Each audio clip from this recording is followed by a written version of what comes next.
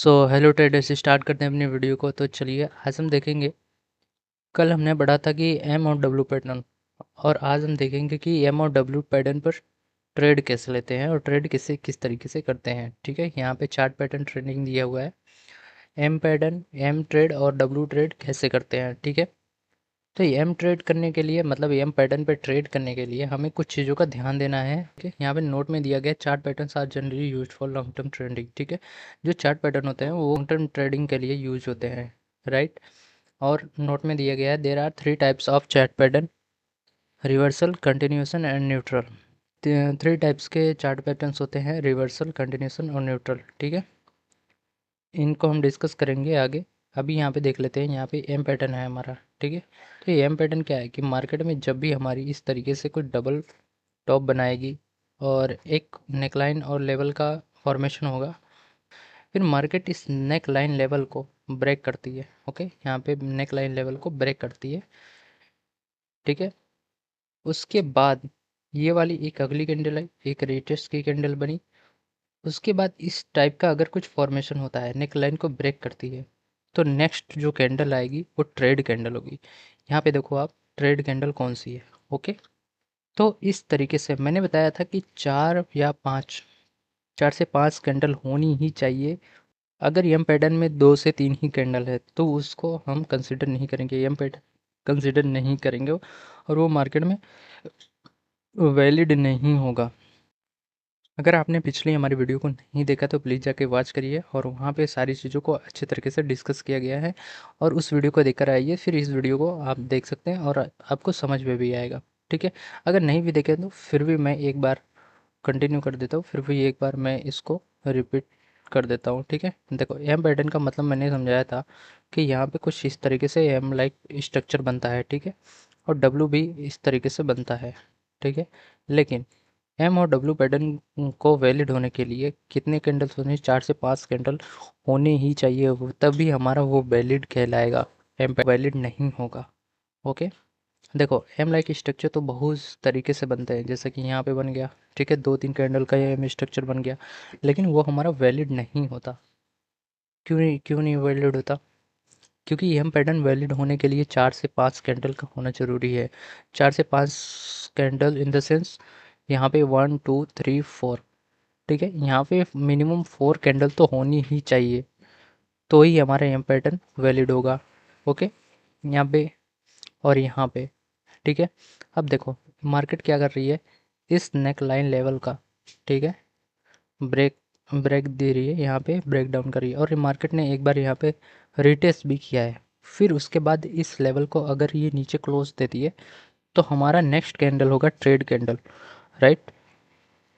आप यहाँ पे अपनी एंट्री बनाएंगे और अपना टारगेट अचीव करेंगे। ओके, कुछ आपको नोट्स ध्यान में रखने होंगे। Continuation candle should not be hammer और डोजी कैंडल। ठीक है, जैसे मान लो जो कंटिन्यूएशन कर रही है, यहाँ पे देखो, यहाँ पे कंटिन्यूएशन कर रही है। ठीक है, कैंडल यहाँ पे, ये जो कंटिन्यूएशन कैंडल होती है यहाँ पे, ये हैमर नहीं बननी चाहिए, ना तो डोजी बननी चाहिए। अगर यहाँ पे अगर हैमर या डोजी बनता है तो हम उससे कंसिडर नहीं करेंगे और वहाँ पे हम ट्रेड अवॉइड करेंगे। ओके, तो यहाँ पे एक हेल्दी कैंडल बननी चाहिए, और उसके लिए मार्केट यहाँ पे इस लेवल का ब्रेकआउट करना चाहिए, तो ही हमारा यहाँ पे ट्रेड कैंडल बनेगा। ओके, देखो आगे क्या है, एम एम बॉडी का नेकलाइन लेवल। ठीक है, यहाँ पे ये जो एम बॉडी बना था, मैं यहाँ पे इसका ये वाला जो फॉर्मेशन हुआ है वो यहाँ पे नीचे अच्छे तरीके से जो है दिया गया है। ठीक है, देखो यहाँ पे ये वाला। ठीक है, तो यहाँ पे नेकलाइन का ब्रेकआउट हो रहा है, मतलब इन दोनों कैंडल्स का मतलब एक किस तरीके से ब्रेकआउट हो रहा है, ध्यान देना। यहाँ पे देखो कुछ इस तरीके से,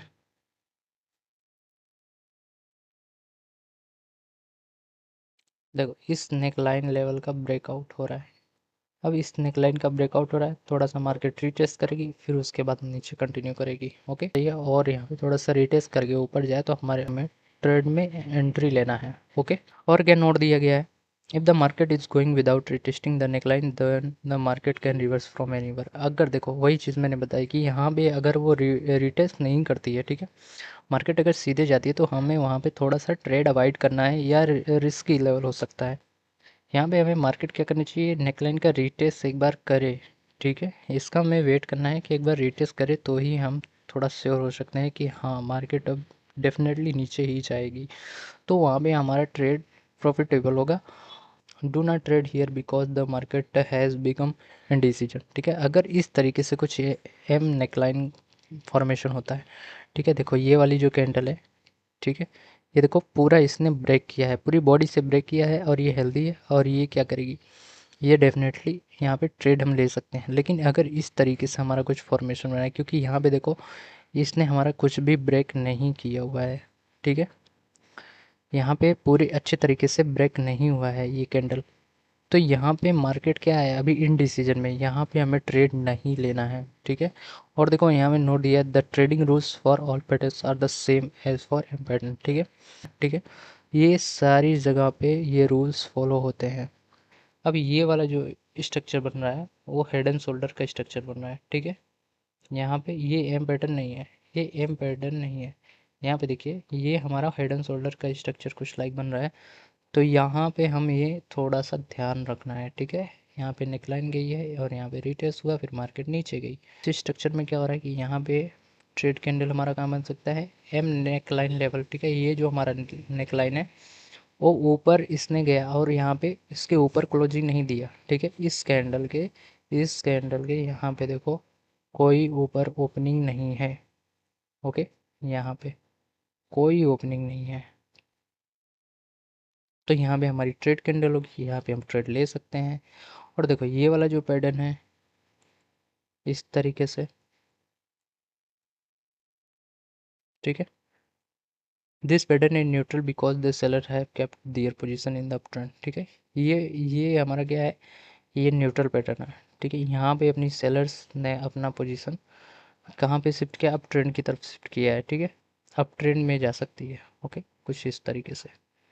एंड जो फ्लैग होता है वो फ्लैग टाइप का स्ट्रक्चर बना हुआ है, तो ये हमारा फ्लैग ही हुआ है और ये ऊपर जा सकती है मार्केट, ओके। यहाँ पे M pattern, this same pattern will still be valid, ठीक है। अभी देखो यहाँ पे नेकलाइन कॉमन लेवल बना हुआ है और यहाँ पे गैप डाउन हो गया है, तो ये हमारा पैटर्न वैलिड होगा, ओके। डब्ल्यू पैटर्न पे ट्रेड करने के लिए सेम जो मैंने एम पैटर्न में बताया वही कॉन्सेप्ट यहाँ पे लगेगा, जस्ट इसका अपोजिट है, स्ट्रक्चर अपोजिट है और सारे रूल्स नियम सब कुछ सेम ही है, ठीक है।